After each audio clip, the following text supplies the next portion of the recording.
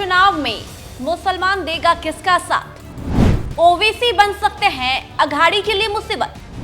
अखिलेश बिगाड़ सकते हैं ठाकरे राहुल का खेल।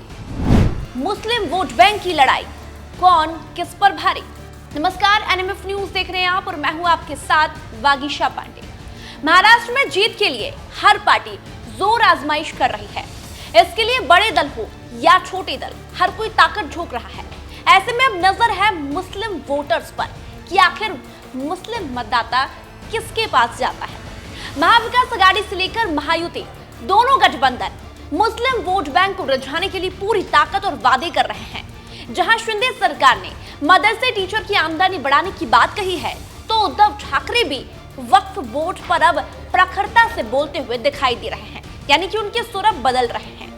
लेकिन मुस्लिम मतदाताओं को लुभाने के लिए छोटे दल भी पीछे नहीं हैं। उसमें ओवैसी और अखिलेश यादव दोनों ही महाराष्ट्र में अपनी पैठ बनाने में लगे हैं और दोनों का कुछ सीटों पर ही सही, लेकिन जनाधार तो है। ऐसे में सभी दलों की नजर खानदेश, मराठवाड़ा, मुंबई और पश्चिमी विदर्भ में मुसलमान मतदाताओं पर है। ओवैसी अखिलेश बिगाड़ सकते हैं एमवीए का खेल। ऐसा माना जा रहा है कि बड़े दलों के अलावा अखिलेश यादव और असदुद्दीन ओवैसी की नजर महाराष्ट्र के मुस्लिम मतदाताओं पर है और दोनों ही दल मुस्लिम मतदाताओं के माध्यम से अपना 1-2 सीट बटोरती आई है। और दोनों पार्टियां ये भी सोचती है कि हम मुस्लिम वोटर्स के जरिए किंग मेकर बन सकते हैं, इसलिए दोनों कोई कोर कसर नहीं छोड़ेंगे। ऐसे में खेल किसका बिगड़ेगा? एमवीए का, कांग्रेस का, उद्धव ठाकरे का और शरद पवार का, क्योंकि वोट बैंक तो बटेंगे ही। और जहां बात आती है वोट देने की, तो मुस्लिम वोट ओवैसी और अखिलेश के पास ही जा सकता है। महाराष्ट्र में कल जा रहा हूं और इंडिया गठबंधन जीते, वहां पर जो दल है आदरणीय शरद पवार जी का, वहां पर जो पूर्व मुख्यमंत्री उनका दल है और समाजवादी पार्टी, अन्य दल, हमारी कोशिश होगी कि इंडिया गठबंधन के साथ लड़ें। सीटें मांगी हैं और हमें उम्मीद है कि जहां हमारे 2 विधायक थे और हमें सीटें भी ज़्यादा देंगे और हम पूरी मजबूती के साथ इंडिया गठबंधन के साथ खड़े होंगे। उत्तर प्रदेश में गठबंधन में भी, यूपी में भी बहुत जल्दी तय हो जाएगा। बहुत जल्दी तय हो जाएगा। सर एक सवाल है, नहीं देखिए, साथ आना, साथ काम करना, ये बहुत अच्छी परंपरा है राजनीति में। अब लोग तो वो घबराए हुए जिन्होंने बीएलओ हटाए, पीडीए परिवार के अधिकारी हटाए। हमें उम्मीद है वो माइक्रोस्कोप से देख रहे हैं, एक भी पीडीए परिवार का नहीं है। कम से कम आप अपने कैमरे से जरूर दिखाना। महाराष्ट्र में 12% मुस्लिम मतदाता। सत्ता की गद्दी पर यदि बैठना है तो मुस्लिम मतदाता एक बड़ी भूमिका निभाते हैं।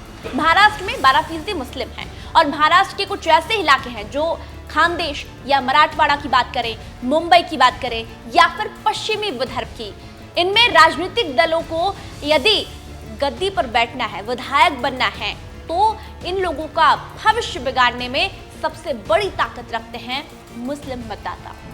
महाराष्ट्र में 10 मुस्लिम विधायक।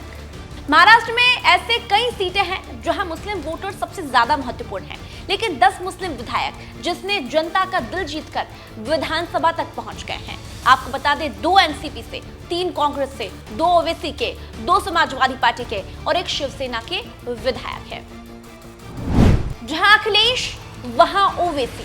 सपा के मुखिया अखिलेश यादव लगातार महाराष्ट्र का दौरा कर रहे हैं। 18 अक्टूबर को मालेगांव जा रहे हैं अखिलेश यादव। वहां पर एक बड़ी जनसभा करेंगे। जहां ओवैसी की विधायक का कब्जा है मालेगांव में, वहां अखिलेश यादव जनसभा को संबोधित करने जा रहे हैं। उसके बाद अखिलेश यादव महाराष्ट्र की धुले सीट पर जाएंगे, जहां भी ओवैसी के विधायक का कब्जा है। तो अखिलेश अब ओवैसी के वोट बैंक में एक बड़ी सेंधमारी करने की कोशिश कर रहे हैं। बता दें, समाजवादी पार्टी के 2009 में 4 विधायक थे और 2019 में ये संख्या घट गई और 4 से 2 पर आ गई। इसलिए अखिलेश फिर से मुस्लिम वोट बैंक पर फोकस कर रहे हैं। समाजवादी पार्टी के 2 विधायक हैं, एक अबू आजमी शिवाजी नगर से और दूसरे रईस शेख भिवंडी पूर्व सीट से है।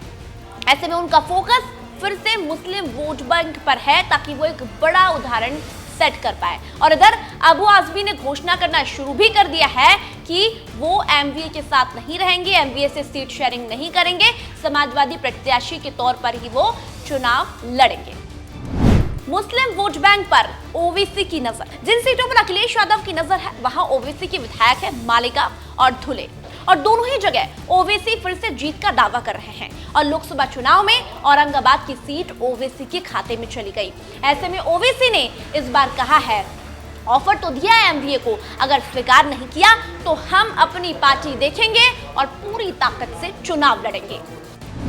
ओवैसी दिखा रहे ताकत, 3 तलाक हो या फिर वक्फ बोर्ड। ओवैसी चाहे संसद हो या सड़क पर, मुस्लिमों के मुद्दे को ओवैसी हर रोज उठाते हैं, चाहे सीए का मामला हो या फिर 3 तलाक का या फिर वक्फ बोर्ड का मुद्दा। सब पर ओवैसी ने मुस्लिम समुदाय का साथ दिया है। मुस्लिमों की पहली पसंद रही कांग्रेस, अब बदल गई तस्वीर। महाराष्ट्र में लंबे समय से मुस्लिमों की पहली पसंद कांग्रेस रही है। 9 जून 1980 को कांग्रेस को महाराष्ट्र में पहला मुख्यमंत्री मिला, जिनका नाम अब्दुल रहमान अंतुले है। उसके बाद कोई बड़ा चेहरा मुख्यमंत्री पद तक कभी नहीं पहुंच पाया। और जैसा कि आप सभी जानते हैं, बीजेपी के करीब कभी मुस्लिम वोटर रहा ही नहीं है।